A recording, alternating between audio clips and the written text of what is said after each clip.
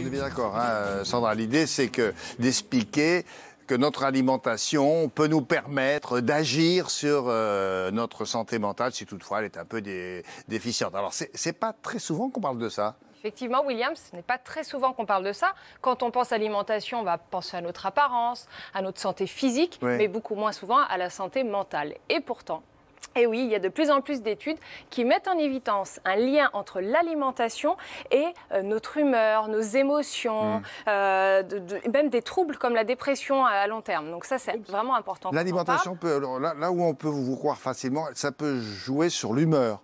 Oui, on est d'accord. Mais on ne pense pas à quelqu'un qui a une santé mentale très déficiente. C'est pas ça l'idée. Pas sur les pathologies mentales lourdes. Voilà, pas sur les pathologies. Voilà, ça c'est important de le dire. Avec une alimentation adaptée, on va améliorer l'inflammation éventuelle du cerveau. Ça va permettre de multiplier la croissance de vos cellules. Ça va permettre d'améliorer l'humeur, comme vous disiez, William.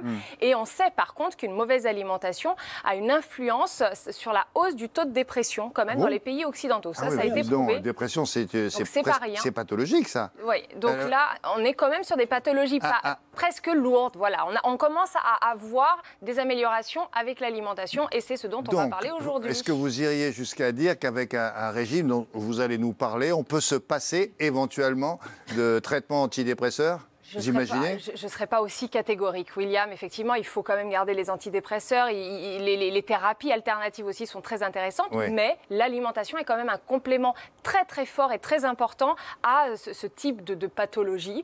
C'est important de manger de manière nutritive. Vous allez voir, je vais en parler après. La recherche autour de l'impact de l'alimentation et des problèmes liés au mental, elle est vraiment récente. Mais il y a une étude, je vous ai trouvé un essai clinique publié en 2017 qui a fait le lien entre l'alimentation et la dépression et qui a mis en évidence une amélioration de l'humeur et une baisse de l'anxiété chez les personnes qui ont pratiqué un régime méditerranéen pendant 12 semaines. Bah oui. Régime méditerranéen. C'est les Suédoises qui ressortent, c'est ça Oui, mais vous êtes né dans un baril d'huile d'olive.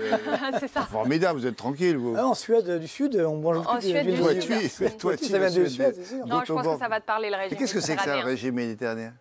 C'est justement le régime qu'il va falloir adopter pour améliorer ou en tout cas pour préserver la santé mentale. Alors je vous explique. Dans cette alimentation, qu'est-ce qu'on a ? On a globalement ce qu'on mange dans le pourtour méditerranéen, d'où le nom. Des céréales complètes. Céréales complètes, oui. Des fruits et des légumes frais. Alors ? Des fruits et des légumes frais, des poissons gras, des légumineuses, tout ce qu'on trouve dans le pourtour méditerranéen. Légumineuses, c'est quoi par exemple ? Par exemple les lentilles, les haricots secs, les pois chiches.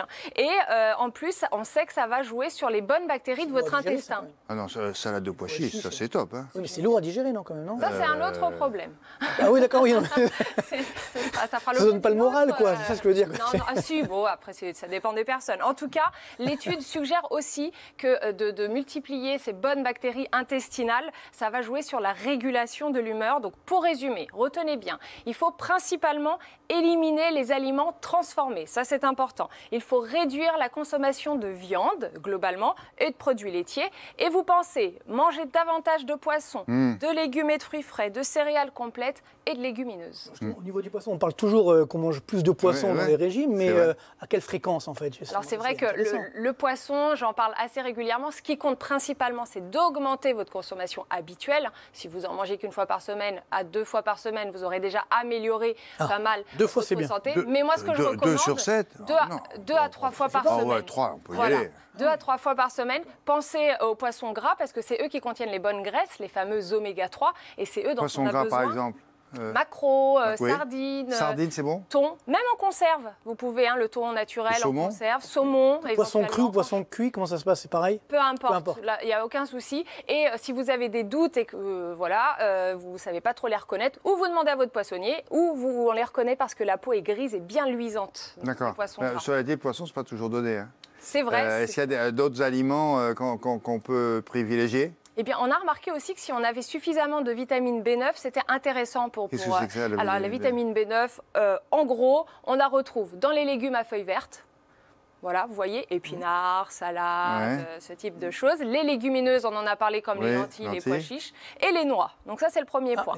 Deuxième point important pour votre santé mentale, c'est d'avoir suffisamment d'antioxydants. Alors je sais, j'en parle souvent dans l'émission et je vous rappelle que les antioxydants, eh bien, ça permet de ralentir le vieillissement de vos cellules cérébrales, entre autres, justement. Alors pas besoin de prendre de comprimés, William. Il suffit d'avoir suffisamment de fruits et de légumes. Pensez toujours dans votre assiette plus de légumes que le reste. Toujours, vous imaginez une assiette, la moitié c'est des légumes, le reste c'est un peu de féculents, un peu de poisson éventuellement. Et un autre moyen de savoir si on a fait le plein d'antioxydants, c'est d'avoir une assiette colorée. Pensez poivron rouge, jaune, vert, patates douces, donc un peu orange, patates violettes, tomates, choux verts, voilà. Donc ça c'est important, beau, ça va permettre alimentation de réduire... colorée, pas monocolore. Voilà, alors si c'est monocolore, on est mal parti pour les antioxydants. C'est-à-dire purée avec beaucoup de beurre. Non. Et je vous ai entendu aussi parler parfois des bactéries présentes dans l'intestin. J'ai dit, tiens, qu'est-ce que c'est que ça? Pourquoi on parle de bactéries? Alors, oui, l'intestin, c'est notre deuxième cerveau. Ça, c'est important de bien le repréciser. C'est vrai, c'est pas une idée comme ça qu'on lance en l'air. On a ce cerveau-là et celui-ci. C'est le deuxième, même parfois le premier chez certaines personnes. Mais ça, c'est une autre histoire. Cap sur les aliments qui ont subi une phase de fermentation. C'est ceux-là qui vont permettre, je vois votre regard, il faut que je donne des exemples. Ça va être par exemple le roquefort, ça va être par exemple le kéfir. Et même si j'ai dit qu'on devait consommer avec modération les yaourts. Les yaourts, oui, il faut ça pour restaurer la flore intestinale parce qu'elle va jouer sur la régulation de l'humeur, pour la restaurer, pour l'entretenir. En fait, il y a des petites bactéries dans le yaourt qui sont des bonnes. Ce qu'on appelle le microbiote pour faire chic maintenant. C'est ça, flore intestinale, ça marchait très bien, mais enfin bon, ça fait chic. Il faut en faire encore plus de bactéries et grâce aux yaourts, etc. Voilà, ou en tout cas pour les entretenir. Donc toutes ces pubs-là qu'on entend sur les yaourts qui vont faire du bien à l'intérieur, eh bien c'est vrai. Donc le roquefort aussi, c'est le roquefort.